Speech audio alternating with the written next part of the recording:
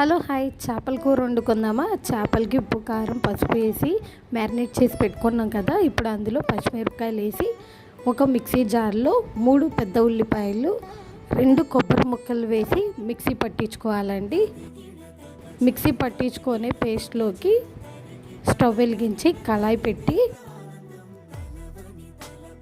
కొన్ని మెంతులు అలాగే కొద్దిగా జీలకర్ర వేసి డ్రై రోస్ట్ చేసుకోవాలి. ఈ డ్రై రోస్ట్ చేసిన మెంతులు జీలకర్ర మనము ముందుగా మిక్సీ జార్లో వేసుకున్న ఉల్లిపాయ కొబ్బరిలోకి వేసుకొని దాంతోపాటు మిక్సీ చేసుకుందాము. మిక్సీ చేసుకున్న ఉల్లిపాయ కొబ్బరి పేస్ట్ని ఇప్పుడు చేప ముక్కలకి పట్టేటట్టు కలుపుకోవాలండి. ఇలా కలుపుకున్న తర్వాత ఇందులో చేప ముక్కలు మునిగేంత వరకు నీళ్ళేద్దాం. ఇప్పుడు ఇందులోనే ఉల్లికాడలు అలాగే కొత్తిమీర వేసుకోవాలి.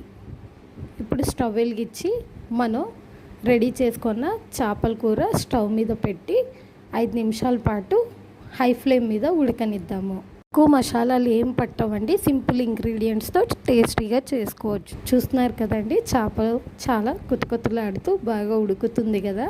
చేప ముక్కలు సాఫ్ట్గా డెలికేట్గా ఉంటాయి కాబట్టి హై ఫ్లేమ్ మీదే కుక్ చేసుకోవాలి. ఇప్పుడు మళ్ళీ ప్లేట్ వేసేసి ఇంకో 5 నిమిషాలు ఉడకనిద్దాము. ఆయిల్ పైకి తేలింది కదండి. ఇప్పుడు స్టవ్ ఆఫ్ చేసి సర్వ్ చేసుకోవాలి. చేపల కూర రెడీ.